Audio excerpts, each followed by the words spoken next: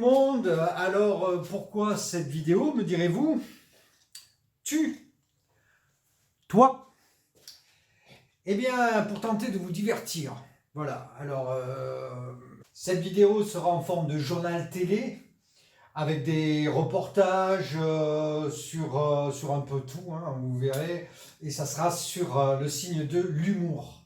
Mais tout d'abord, une petite recette de Cyril Lignac, voilà, à qui le confinement donne des idées un peu internationales.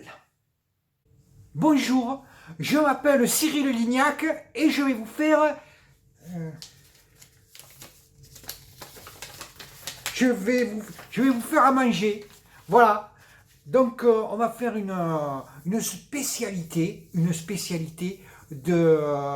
qui nous vient tout droit de Syrie. Voilà, avec ce que l'on appelle la sauce peintre. Regardez. D'abord, voyons les ingrédients pour cette fameuse sauce peintre. Voilà. Alors, d'abord, on va mettre du bicarbonate, on va mettre de l'acétone, on va mettre, je n'ai plus l'étiquette, mais ça cartonne. Non, ça c'est pour moi. Voilà, on va faire tout ce mélange pour la sauce peintre, pour ce fameux repas qui sera très digeste. Donc, je finis de remplir le bol. Vous pouvez voir que ça frétille et je vais le mettre dans mon plat. Voilà. Vous me voyez là? Maintenant qu'on a mis tous les ingrédients, on va allumer le four. Oh, pardon. Alors, nous allons mettre le plat au four. Regardez, c'est parti. Le four, je l'ai chauffé à 800 degrés. Et parce qu'il faut que ça cuisine quand même. Voilà, donc je ne regardais pas la caméra, je suis désolé. Voilà, alors nous allons le mettre maintenant. Voilà, je vais ouvrir le four et on va mettre notre fameuse ratatouille de Syrie.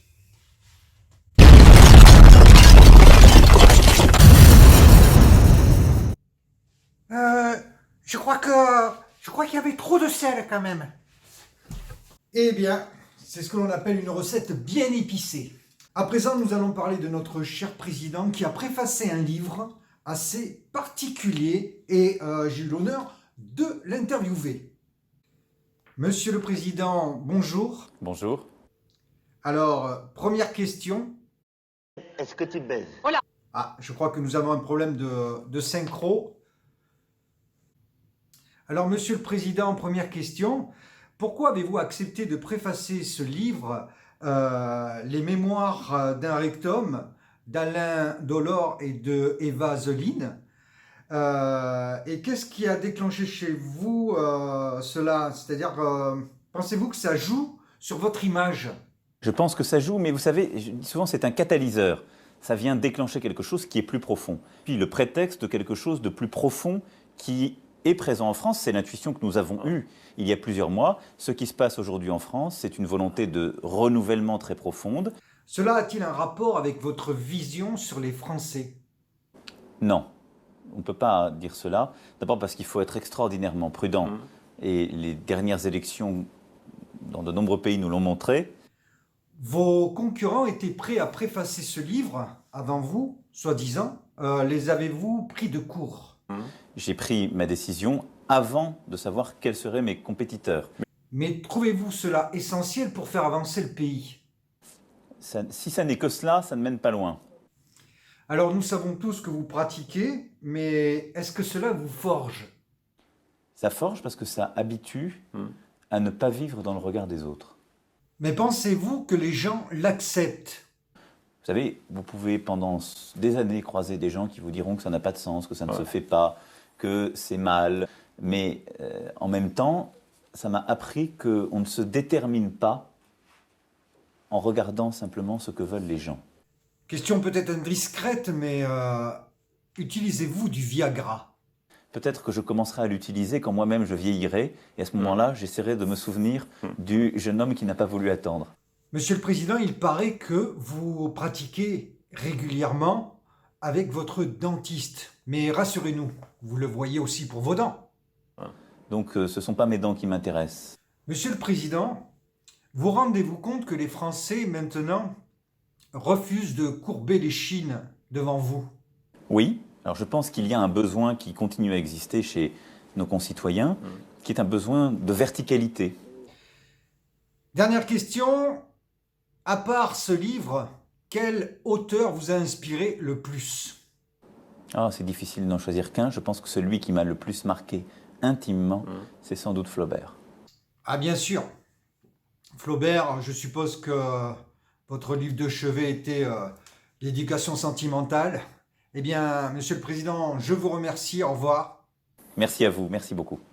Nous allons à présent passer à un fait divers assez exceptionnel. Je vais vous parler d'un accident de voiture qui s'est produit à Bruxelles, en Belgique, où les voitures... Alors, c'est un accident de voiture, mais les voitures n'ont rien. Donc, ça paraît comme ça incompréhensible. Et j'ai les deux victimes ici, près de moi, qui vont nous donner plus de détails sur cet accident et sur cette énigme, puisque les voitures n'ont rien. Par contre, eux, ils ont pris cher.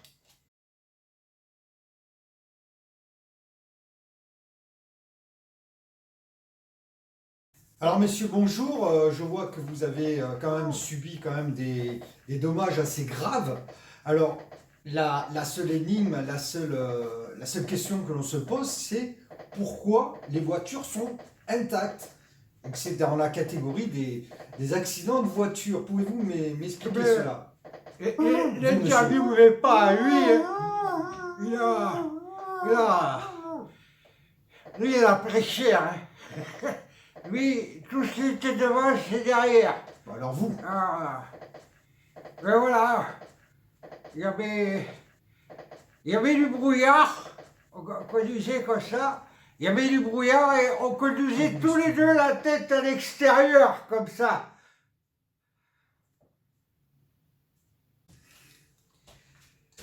Eh bien, merci à tous d'avoir pris un peu de votre temps pour rigoler un peu, quoi. C'est ce qu'il nous faut. Allez, à très bientôt. Ciao. Ah, j'allais oublier le plus important. Prenez soin de vous et de vos proches. Bisous.